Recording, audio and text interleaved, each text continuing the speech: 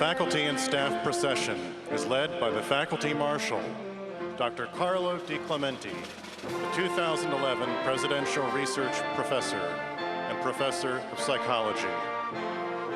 He is joined by Staff Marshals, Dr. Constance Pearson, the 2011 recipient of the Presidential Distinguished Staff Award for Professional Staff and Assistant Director for Institutional Research, and Ms. Suzanne McMillan, 2009 Presidential Distinguished Staff Award recipient for non-exempt staff.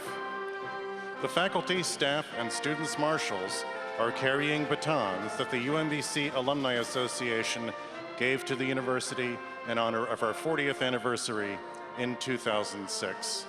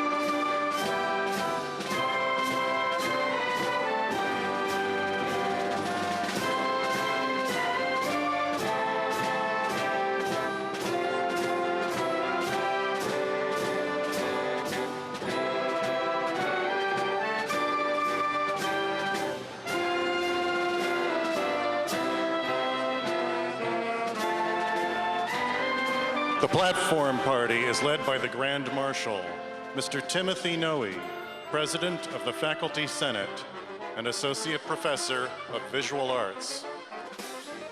The Grand Marshal carries the University Mace, commissioned by the Alumni Association for UMBC's 20th anniversary in 1986.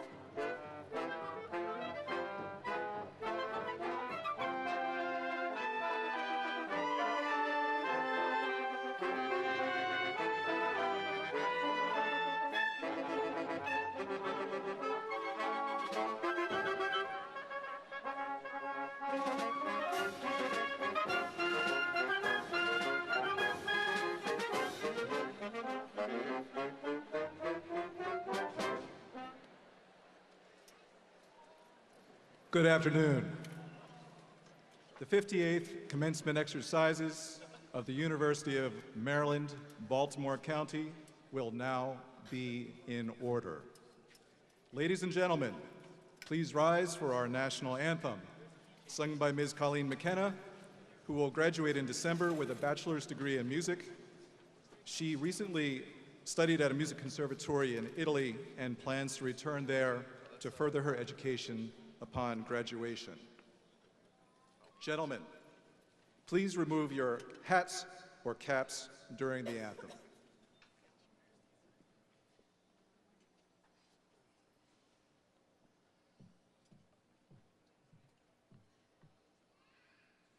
Oh, say, can you see by the dawn's early light what so proudly we hailed at the twilight's last gleaming, whose broad stripes and bright stars through the perilous fight o'er the ramparts we watched were so gallantly streaming, and the rocket's red glare, the bombs bursting in air, gave proof through the night that a flag was still there. Oh, say, does that star-spangled banner yet wave o'er the land of the free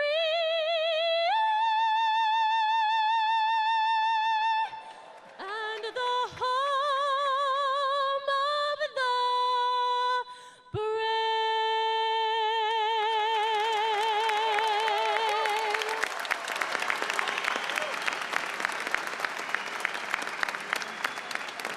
Thank you, Colleen.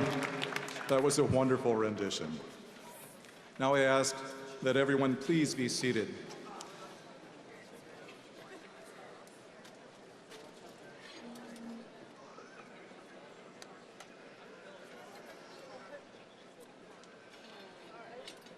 Ladies and gentlemen, I am so pleased to introduce the president of UMBC, Dr. Freeman Hrabowski.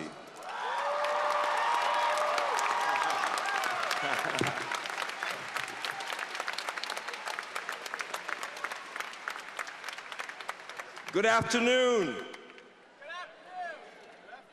Would you give Colleen one more round of applause for that wonderful rendition?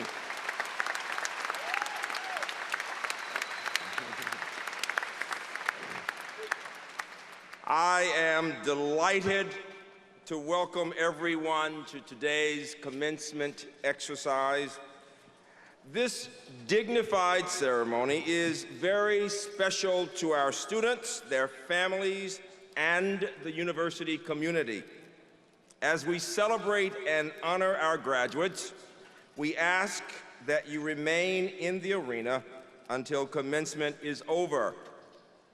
In addition to the students who will receive bachelor's degrees today, our graduate students who completed their requirements were awarded doctoral and master's degrees in a separate graduate school program ceremony held Friday on the campus. Earlier this morning, UMBC held another ceremony that recognized seniors who were inducted into Phi Beta Kappa. Will the new inductees into Phi Beta Kappa please stand?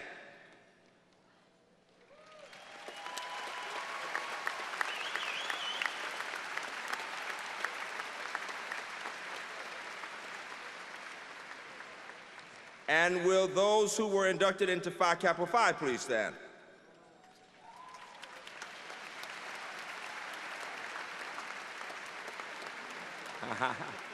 and the Engineering Honor Society, Tau Beta Pi.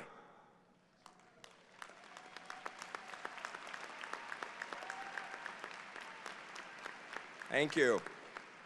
Would all of the students wearing red cords please stand?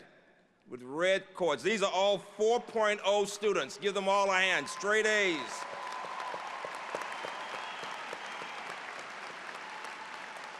Very nice. As you can see, families, there's not a lot of grade inflation at UMBC. Not a lot of people getting 4.0s. We're very proud of all of you. Now, let me ask all of the graduates to think about who has been most important in your lives. I have no doubt it would be your family members. Would all the family members and the parents particularly, but grandparents and all family members and friends, you all stand up so that the senior class can applaud you all. All of you stand.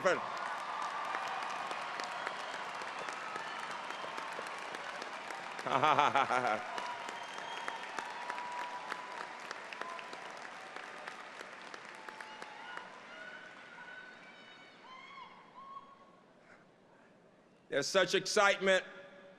I want you to be excited. I want you to also remember it's a dignified ceremony. And now I'm going to ask all of the faculty members and staff to stand. Students, would you please applaud your professors and staff members?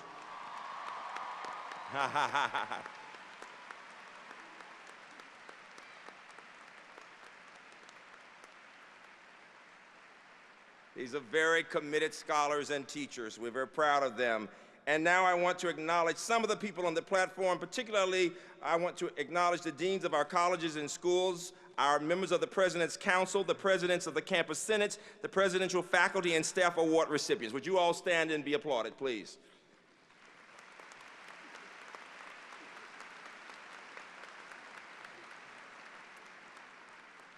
I am now delighted to introduce Mr. Colin Wojciechowski, the student member of the University System of Maryland Board of Regents, and we are pleased to say a junior here at UMBC. Colin is a Sondheim Public Affairs Scholar, a double major in political science and media communication studies.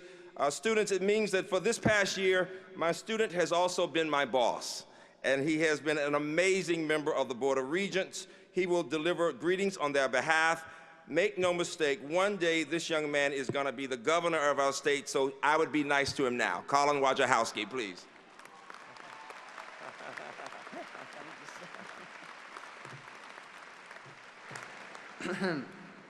Well, good morning. I'm delighted to join you and extend best wishes from the University System of Maryland on behalf of the Board of Regents on this tremendous day. It is an honor to share this occasion with our president, Freeman Hrabowski, who has done a tremendous job leading our campus.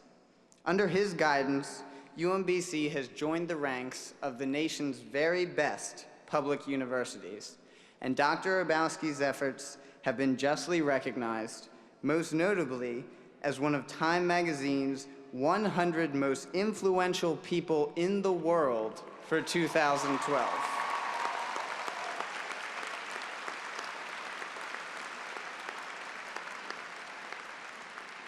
It is an honor to be here to recognize and congratulate you, the graduating class.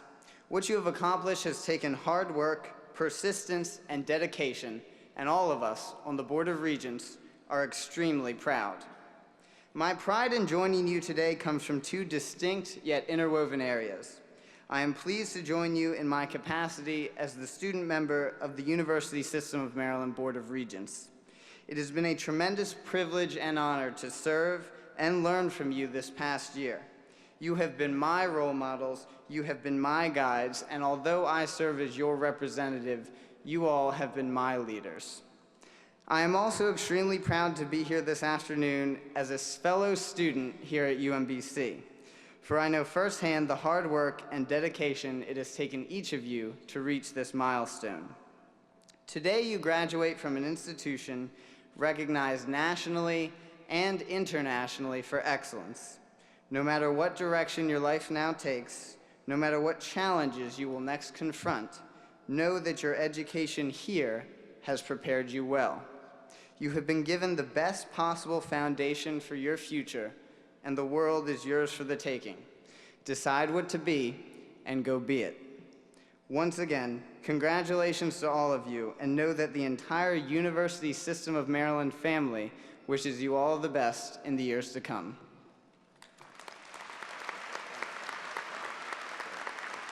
Thank you, Colin. We're very proud of you. And now I am pleased to introduce our Provost Designate and Senior Vice President for Academic Affairs, Dr. Philip Rouse. Dr. Rouse joined us in 1990. He is a professor in physics and most recently served as Dean of the College of Natural and Mathematical Sciences. Dr. Rouse.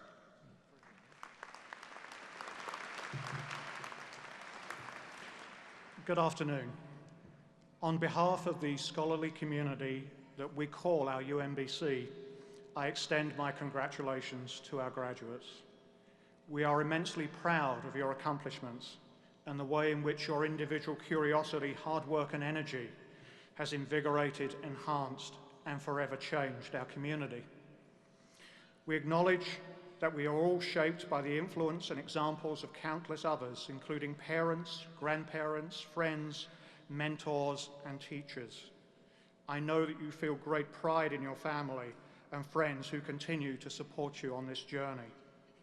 And I know you also feel great pride in our university and in our outstanding faculty and staff who together have created, maintained, and nurtured our exceptional scholarly community. Today, as you cross the commencement stage, you will step across both a symbolic and an actual boundary, entering into the next phase of your personal and professional life. Like so many transitions in life, this may feel like a step from what is known to what is unknown, but you should be confident that you will be supported upon the solid foundation built upon the preparation you have received here at UMBC. As your provost, I hope you will forgive me one final question. What principles and values will guide you throughout your professional and personal lives? Of course, this is an extremely personal question, and the answer does not come easily or in the flash of a moment. It is, in fact, a question that requires a lifetime to answer. But my greatest hope for you is that your experience as a member of our community will have provided you with the opportunity to reflect upon the many values that we share together. Values such as excellence, commitment, hard work, inclusiveness, and respect for the dignity of others. And perhaps the most important of these is integrity, which means putting your values into action. And that is the way you will change the world. And so in conclusion, may you enjoy a life rich in the knowledge that each day your work and your relationships have truly made a difference. Congratulations. Very much. Thank you. I often tell my colleague that if I had his lovely British accent, I could raise much more money. We tend to like those accents. Thank you, Dr. Rouse. Some of our graduates are the family members of UMBC alumni and faculty and staff, and others are members of the military or veterans. If you fall into those categories, please stand. Either a representative, somebody who is from family members, and then all our veterans and our military people, please stand, let people see you and give you a round of applause, please. Very important.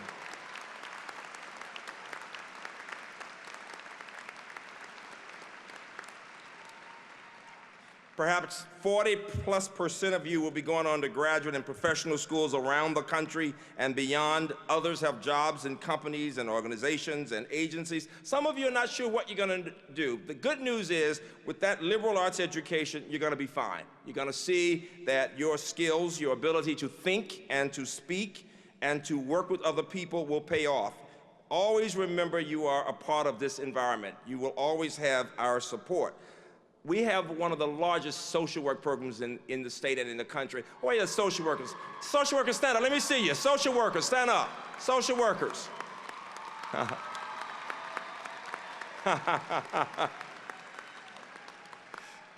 Very proud of them. And then some of you are going to work in the public schools. Every year I ask Those who are going to be teachers to stand. Our society must respect our teachers. All prospective teachers, please stand.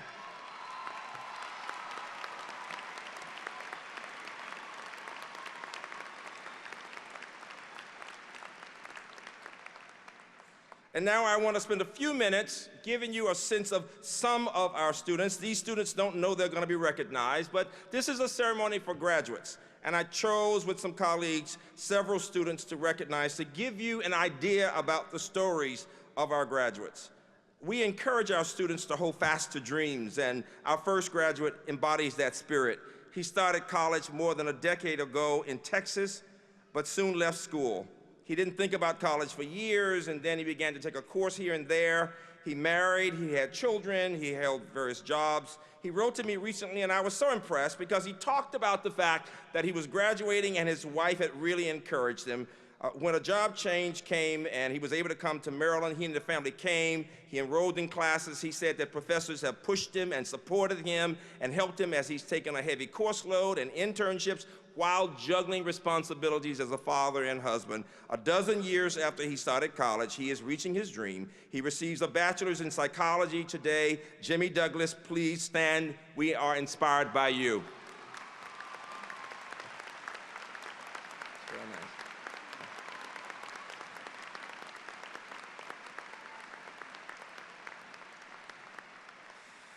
Our next two graduates have represented us in a special campaign, and they're in different magazines called UMBC Heroes. The first is a Linehan scholar who receives his bachelor's in English today and has recently taken a job as a marketing analyst for AKJ Books. He was a member of the rugby team, president of his fraternity, Sigma Alpha Epsilon, and was published in Bartleby. The second student is receiving his degree in visual arts as a graphic designer, plans on beginning a very prestigious management training program at Target. He was a 4-year player on the varsity soccer team and a scholar athlete, and he is a Shattuck family entrepreneurial scholar. So I'm going to ask Jeremy Bricky and Miguel Calderon to please stand. Please, let's work.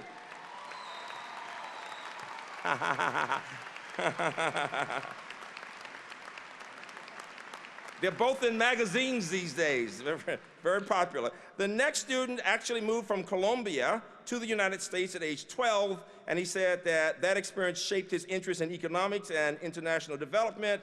He is a member of the Sondheim Public Affairs Scholar and a McNair Post-Baccalaureate Achievement Program. He has won a very prestigious Institute for International Public Policy Fellowship, and we are very proud of him. So Juan Collazos, please stand. Juan.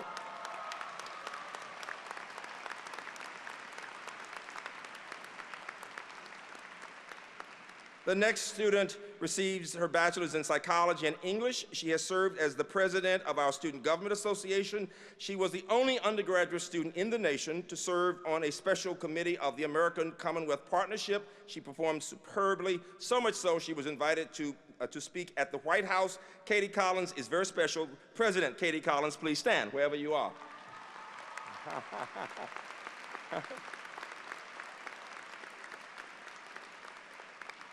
I was very proud of another student who is graduating in economics who also represented not only UMBC and the American East Conference, but actually all students in the nation on a special NCAA athletic commission. He is an amazing young man who will be he's already started working at Constellation, now Exelon. And so Curtis Schickner, would you please stand? Curtis, wherever you are. Baseball, a member of the baseball team.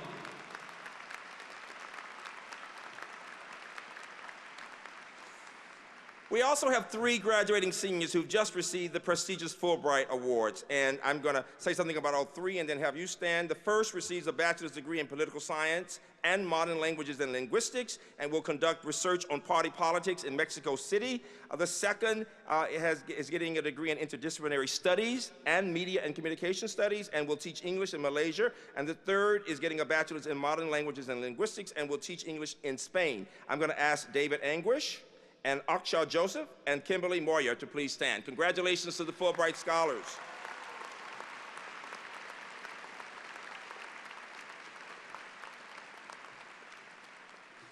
We have 3 or 4 finalists for valedictorian before I introduce salutatorian. The first receives a bachelor's in both mathematics and visual and performing arts. She is an NSA scholar and is the outstanding graduating senior in mathematics. She plans to pursue a PhD in planetary science at Washington University in St. Louis, and her name is Wana Coleman. Wana Coleman, stand. Wana Coleman. Wana, hey. The second receives degrees in both English and gender and women's studies. She's won numerous academic scholarships and awards for service and plans to attend grad school after traveling to Israel and Armenia this summer. I'm going to ask Eva Yanato to please stand. Yanato, to please stand. Eva.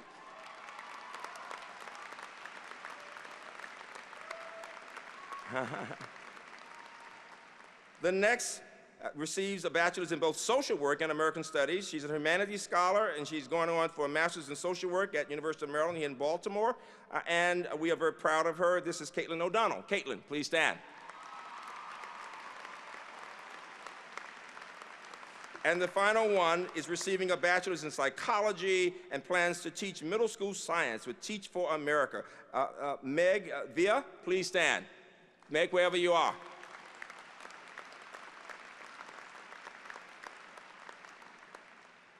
I want to recognize one of our alumni because he's a very special man. He was the mayor of Ocean City. He's now Senator Jim Mathias from the Eastern Shore. His son, Trevor, is graduating today. We're so proud of him. He'll be going on to a graduate program in molecular medicine. They have been amazing as a family, showing great strength and courage during very difficult times throughout Trevor's time here. Would you please congratulate both Trevor Mathias and Senator Mathias, wherever you are, please stand. We congratulate the Mathias family. We're so proud of you. So proud of you. And now, if you're interested in seeing more of these stories, please go to our Class of 2012 website. It's called umbc.edu/class of 2012. Our salutatorian is an amazing young man who will be attending the annual meeting of the Nobel laureates in Germany this July, a very prestigious honor. He's a Mauhof Scholar, a Goldwater Scholar, a Howard Hughes Institute Scholar, a Rhodes finalist. He has presented research at over a dozen conferences. He's a major in biochemistry. He has published several papers. He has won all kinds of awards. And during his time here, he started a group of young men who will be continuing to work with inner city boys, African-American boys. He is a phenomenal leader. He is someone who has just gotten the prestigious Gilliam Fellowship. He was accepted to both Harvard and Hopkins for the MD, PhD. He has decided to go to Hopkins. Please welcome and congratulate Robert Wardlow, our salutatorian.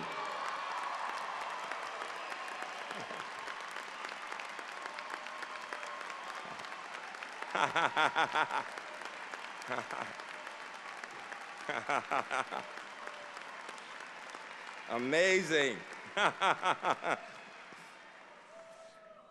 Families, all of these 4.0s could have been valedictorians and salutatorians. Our valedictorian and salutatorian are the best, and they represent the best. So many of these students are absolutely amazing.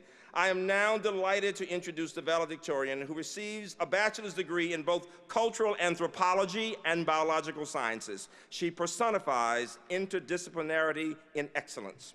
A humanities scholar, she has done independent research at the National Institutes of Health, and she's done research in archaeological work, field and lab work at American Indian sites in Southern Maryland. She wove together her interest through study abroad at the University of Kent in Canterbury, England, where she took courses in human osteology to prepare for grad school. She will be studying, going for the PhD at Ohio State University in biological anthropology. She also plans to assist military and archaeological groups on post-conflict skeletal recovery. Please join me in congratulating an amazing person, our valedictorian, Mary Beth Cole.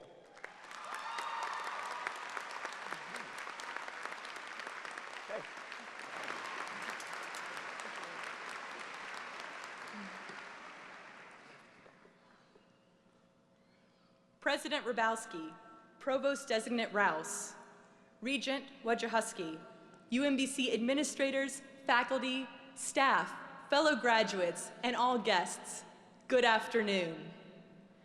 The cartoonist Gary Trudeau is credited with this quote: "Commencement speeches were invented largely in the belief that outgoing college graduates should never be released into the world until they have been properly sedated. Graduates, today I hope not to sedate you, but to share with you some ideas about the important values that have brought us to this outstanding place of achievement. But first, to make sure that I'm keeping you awake, I'd like to try some audience participation. So please raise your hands if you agree with me on a few points. First, how many of you have something that you really believe in? All right. How many of you have hope for your own future? And how many of you have something about the world that you would like to change? Excellent. Then we share a common starting point. What I would like to talk about today is the struggle of holding on to those hopes in a world that is increasingly self-seeking. As a biologist, an anthropologist, and a humanities scholar, I have seen many perspectives on the world and many paths that people hope their lives will take. But there's a theme that seems to tie all of these together. Look to ourselves to see what we can improve. Look to others to see how they can help. At UMBC, we embrace 3 key principles that nurture this way of thinking. First, we are cooperative. We see knowledge as the product of many people. Second, we are respectful. We recognize worth in the difference of other disciplines. Third, we have empathy.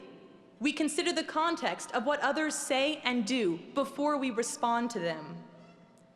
If we want to hold on to that belief, those hopes, that dream of making something of ourselves in the future, we need to continue to uphold the principles that have brought us to this place of achievement we celebrate today.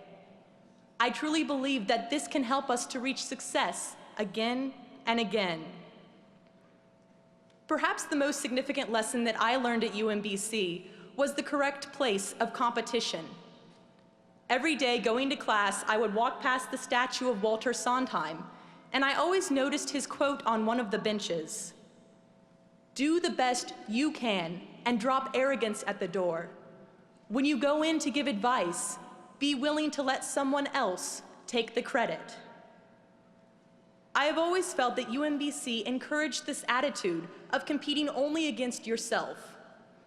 For example, graduates, did you ever go to the new Retriever Learning Center on the first floor of the library and try to find a seat to study alone?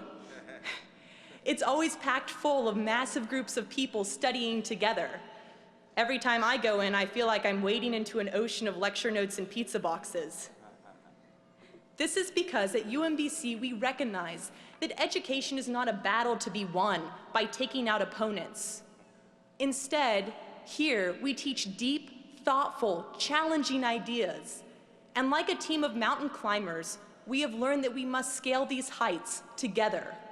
We reach out for our friends because we know that next time we may be the ones reaching out for help. Unfortunately, in the world, there are those who believe that opposition is the key to success. Have you ever poured your heart and your soul into something that was really important to you? A project, a creation, an idea. How disappointing is it when someone else comes along and says, I'm going to work just hard enough to beat you. I'm going to do just enough work to get that promotion or gain that recognition over you. It really cheapens the whole experience, doesn't it? And then it's so tempting to fight back with the same mindset until that thing that we really believed in becomes nothing more than a personal war. To this, I would say, let us set a higher standard.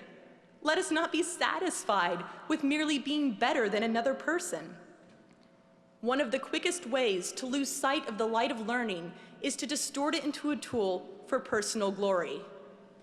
As Aesop said, the smaller the mind, the greater the conceit.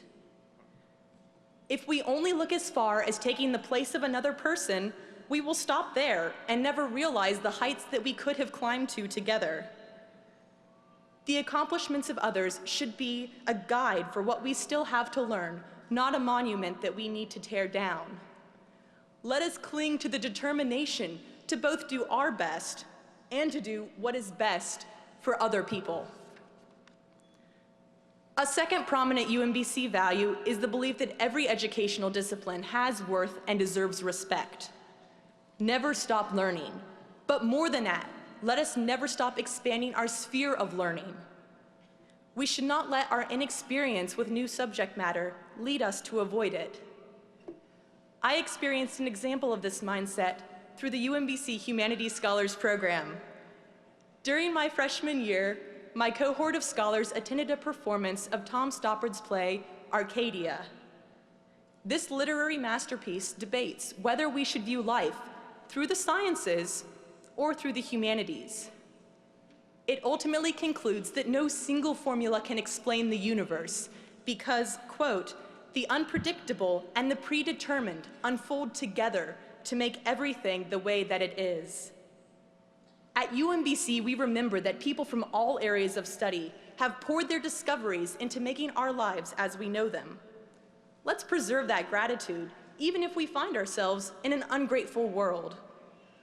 Let's value our long, healthy lives and the new worlds we can explore through the sciences. Let's value the lessons of the past and the vision for the future we create in the humanities. Let's value the tools that equip us to analyze and create in the technological disciplines. Let's value the interpretations of experience that soothe and inspire us in the arts. And let's value the cry for understanding and for justice that we hear from the social sciences. But most of all, let's value these perspectives because they have that power to light the precious flame of discovery in a person's heart.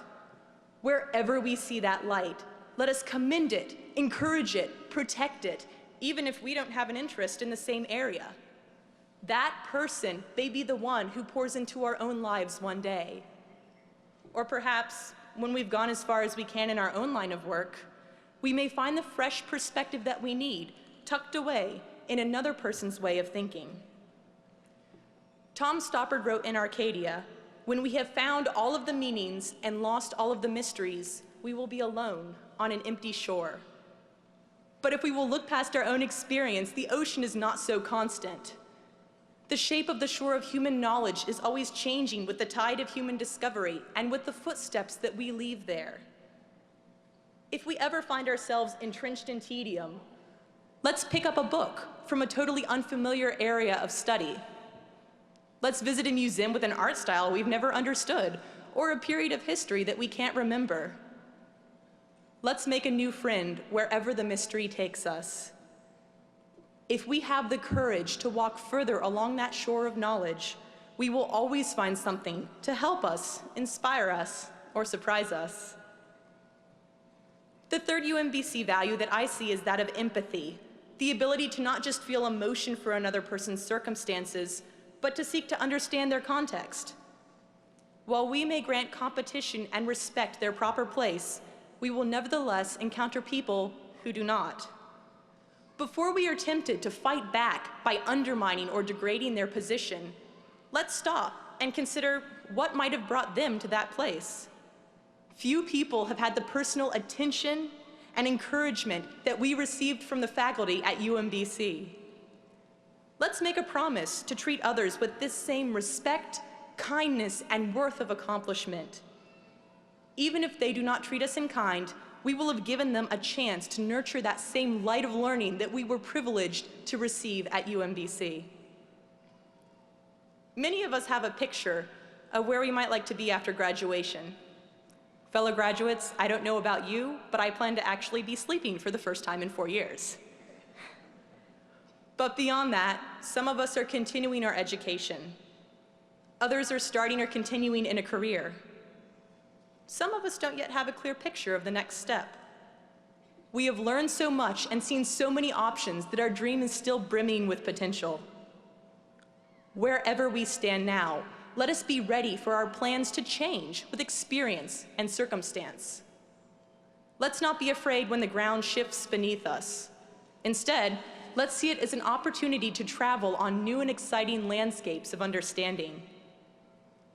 As long as we continue to embrace cooperation, respect, and empathy, we can protect that sacred flame, that love of learning that has brought us to today's celebration of our achievements.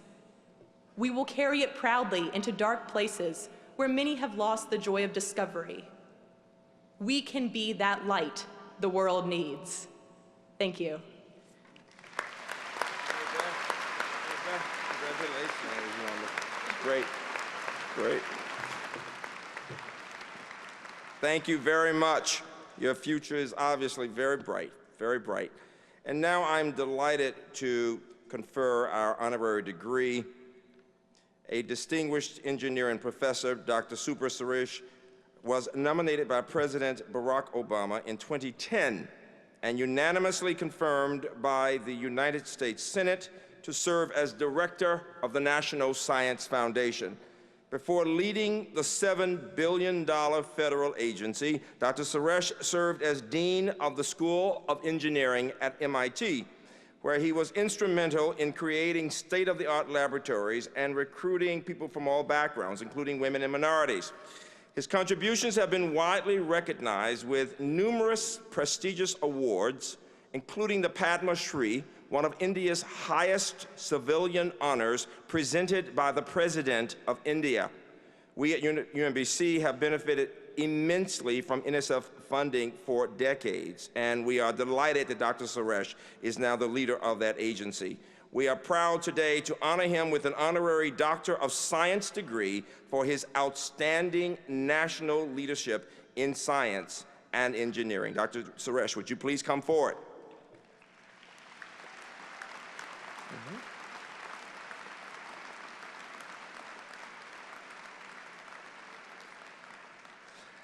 Now, therefore, by virtue of the authority vested in me by the state of Maryland and given to me by the Chancellor of the University System of Maryland, and upon the unanimous vote of the Board of Regents, I confer upon you the degree of Doctor of Science, honoris causa, together with all of the rights and privileges thereunto pertaining. I give you our commencement speaker, Dr. Subra Suresh.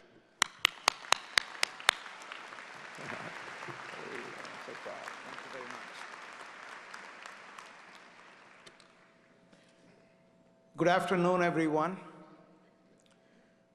President Freeman Herbowski, Provost Philip Rouse, members of the President's Council, Student Regent Colin Wojciechowski, more than 1,000 degree recipients, parents, families, and friends. It's a great pleasure and an enormous privilege to participate in this very special day for you and also to receive this honorary degree in the 58th commencement of this wonderful institution. Those who graduate today, you may stay in academia, or many of you may leave academia and go in many directions. Some may stay in Maryland or in the metropolitan Washington area. Many of you will stay in the US, and some of you may go to different corners of the world. I recently came from academia to Washington, and a friend of mine asked me just a couple of years ago, why are you leaving the comfortable surroundings of academia to go to, of all places, Washington, D.C.? So I was reminded of a story that's attributed to Woodrow Wilson. As you may know, Woodrow Wilson was president of Princeton University before he became the president of the US. So a reporter asked him, Mr. Wilson, why did you leave an Ivy League school to come to Washington? To which Mr. Wilson responded, so I don't have to deal with politics anymore. Well, UMBC is very different. It's innovative, interdisciplinary, and inclusive. It shares all the values that the National Science Foundation has. I came to the US in 1977 to get my master's degree and then eventually PhD. I went to Iowa State University. By now you have figured out where I got my Iowa accent. I came here because at that time, and it's still true, the US is the ultimate destination to do science and engineering. There was never a second thought in my mind as to where I wanted to go. This was the only place I wanted to come to. In my current job, it's my honor and my responsibility to make sure that the US remains that way so that it can attract talent from all over the world. It remains the epicenter of innovation, science, and engineering. I have 3 take-home messages for the graduates today. I know more than 40% of you are receiving your degrees in science and engineering. My first message: science and engineering are not only exciting, not only intellectually rewarding, they are also ticket to prosperity. In this century, countries large and small regard not only education, but education in science and engineering as a means to elevate hundreds of millions of people out of poverty. I just hosted a meeting of heads of science agencies from 50 different countries at the National Science Foundation last week. It's abundantly clear how developing nations view science and engineering as a ticket to prosperity. Regardless of what area you get your degree in, you will be affected by trends in science and engineering.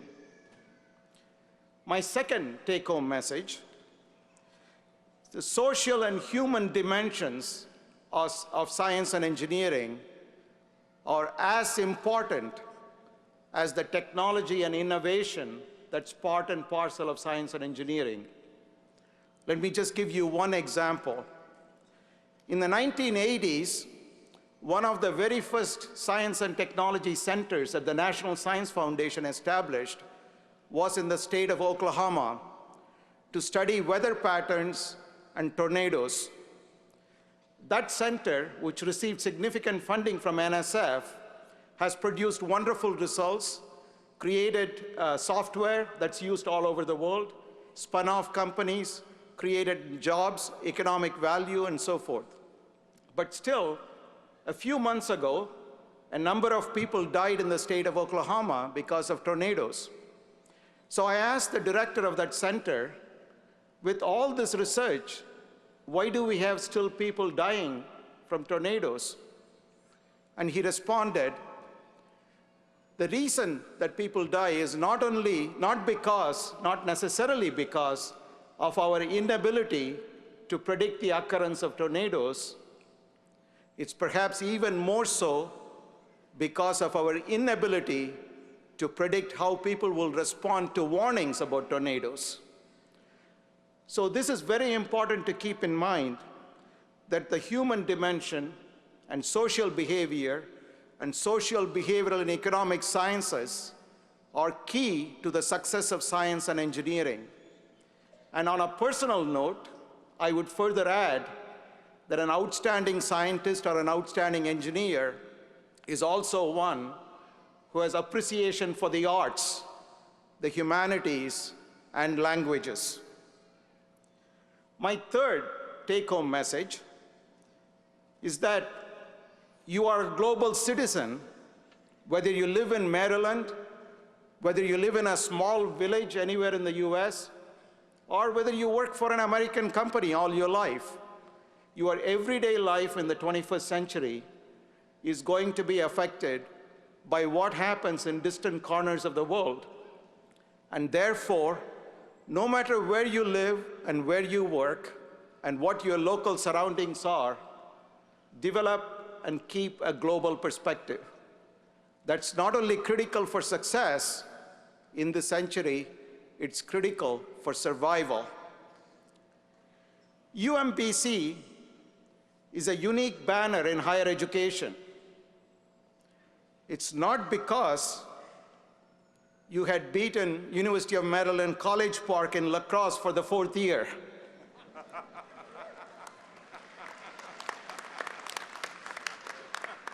It's the academics, it's the attitude, and it's the ambiance that makes UMBC what it is, and America needs more UMBCs.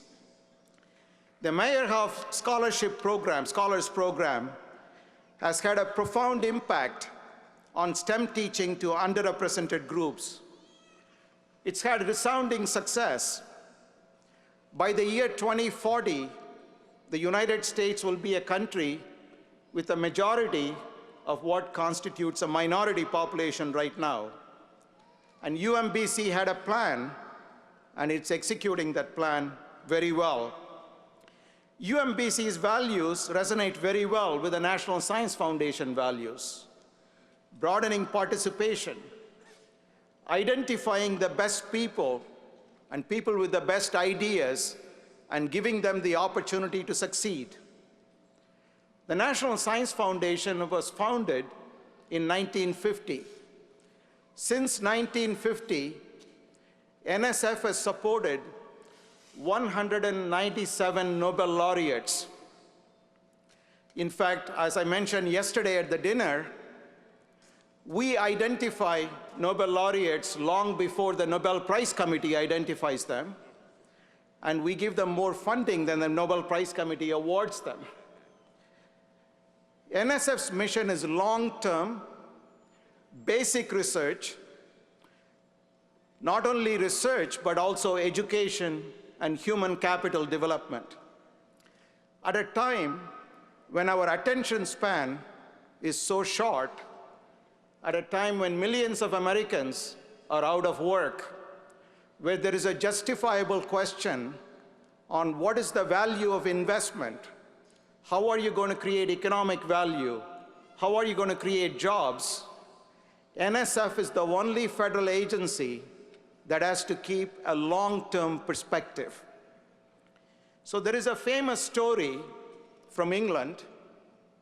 You may know the scientist Michael Faraday, who first produced electricity in his lab.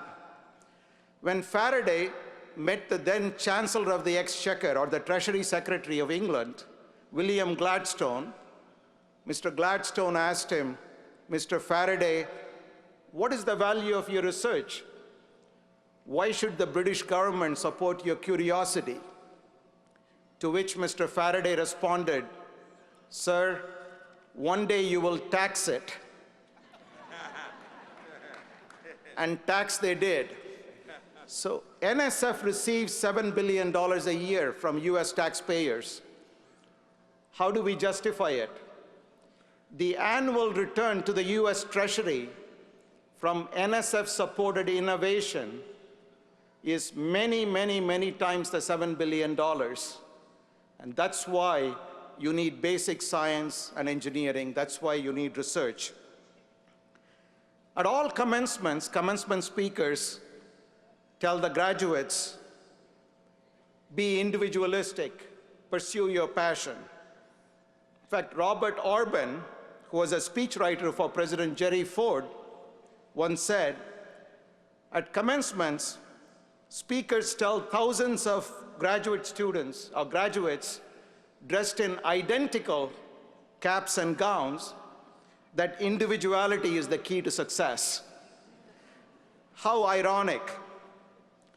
So here is a story on how individuality can work.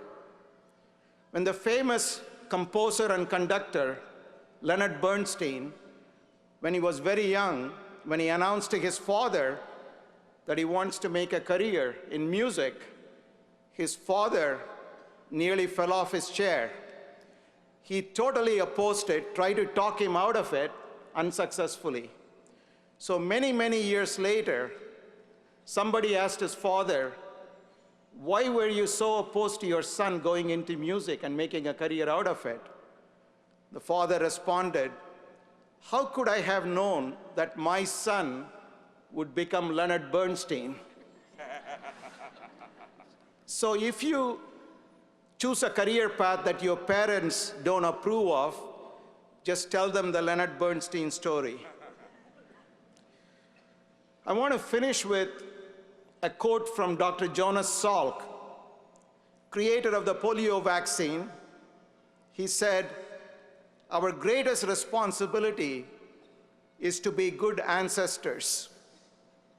I wish all of you my congratulations and best wishes as you embark on your life journeys and career paths that will make you great ancestors.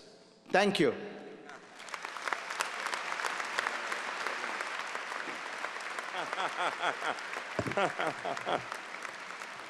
Thank you so much, Super. You're now a graduate of UMBC. All of you should know that the National Science Foundation gives UMBC money from science and engineering to the social sciences and the arts. Give NSF a big hand for giving us money.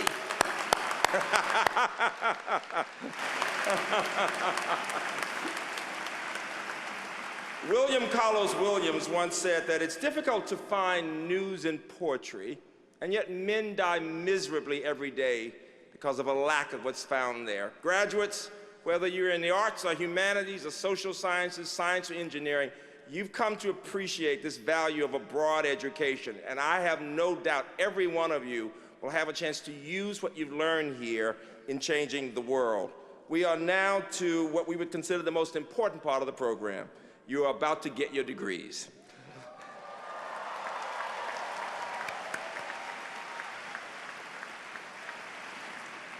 Will the candidates for the degrees of Bachelor of Arts, Bachelor of Fine Arts, and Bachelor of Science please rise?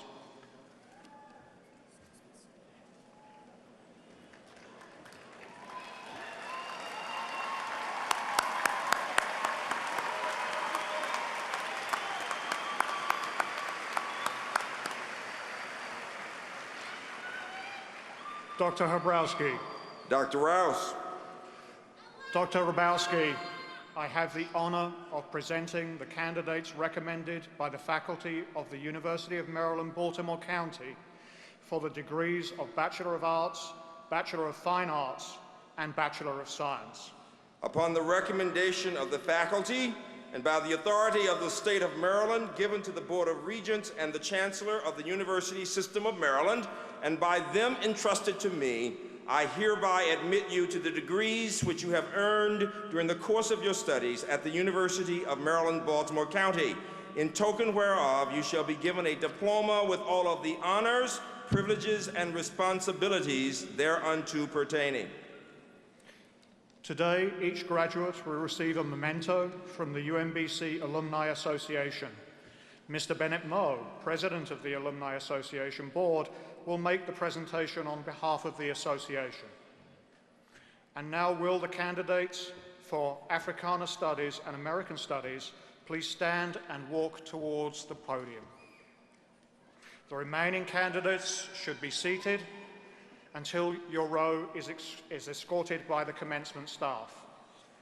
And please, out of respect for our graduates, we ask the graduates and their families and friends to remain in the arena until the ceremony has concluded. And we know how excited you are, so feel free to applaud for your family members. I simply ask that we maintain a level of dignity out of respect for our graduates. Enjoy. Our first reader is Vice Provost for Faculty Affairs, Dr. Patrice McDermott.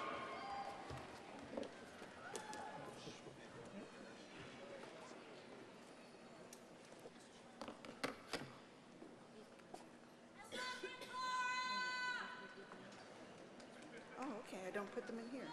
All righty. Will the faculty in American Studies please stand while I read the names of your graduates?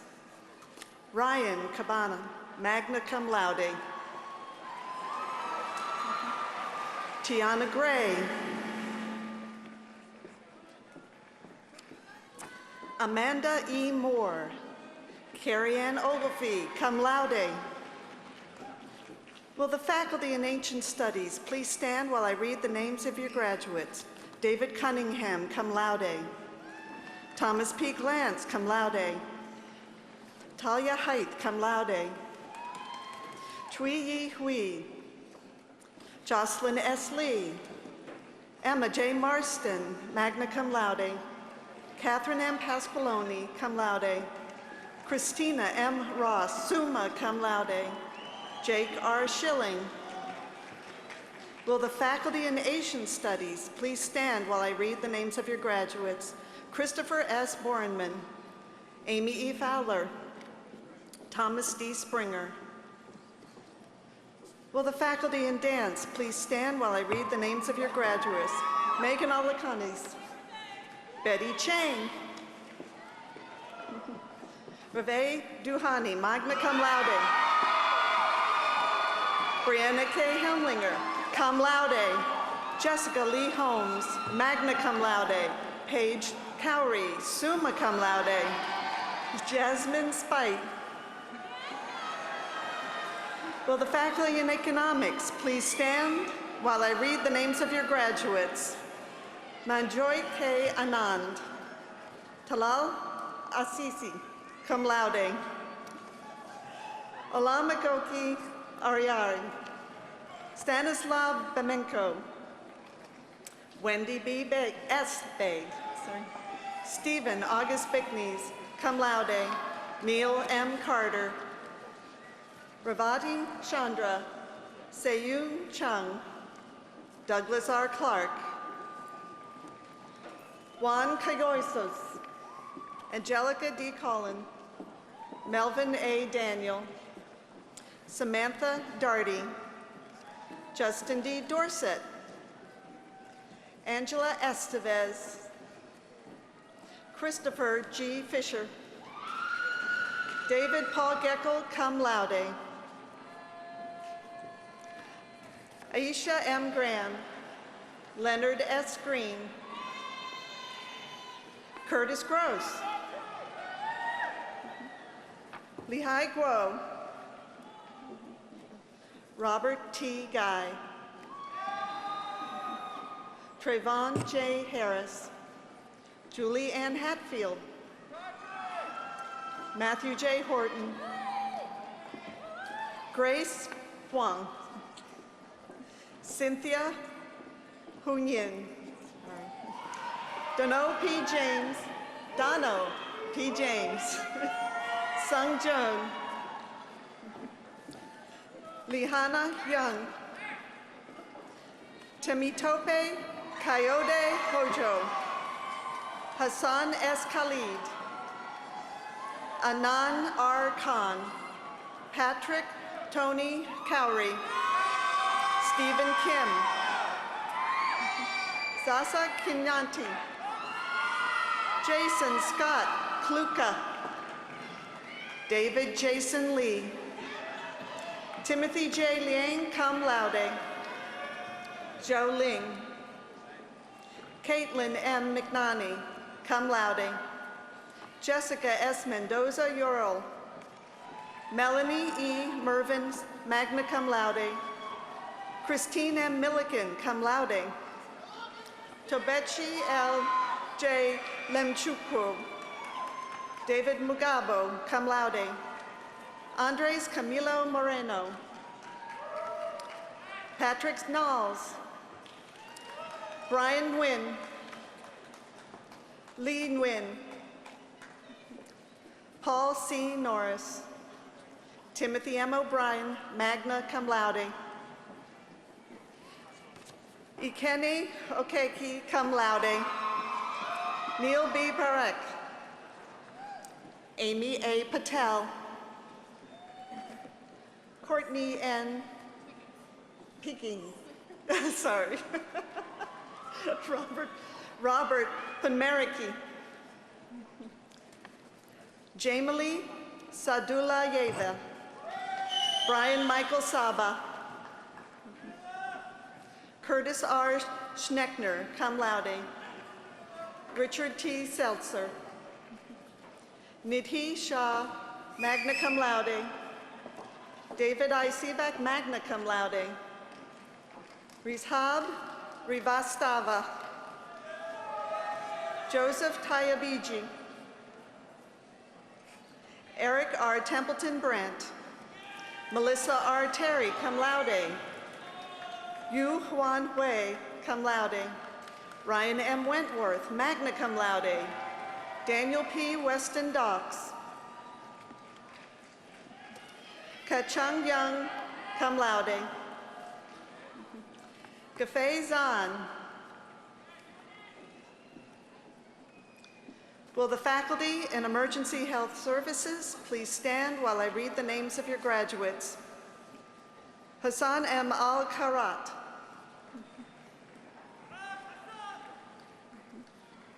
Hatan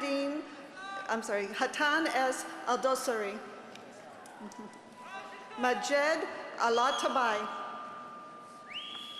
Majed Al-Sarah Rani. Turki Al-Subai.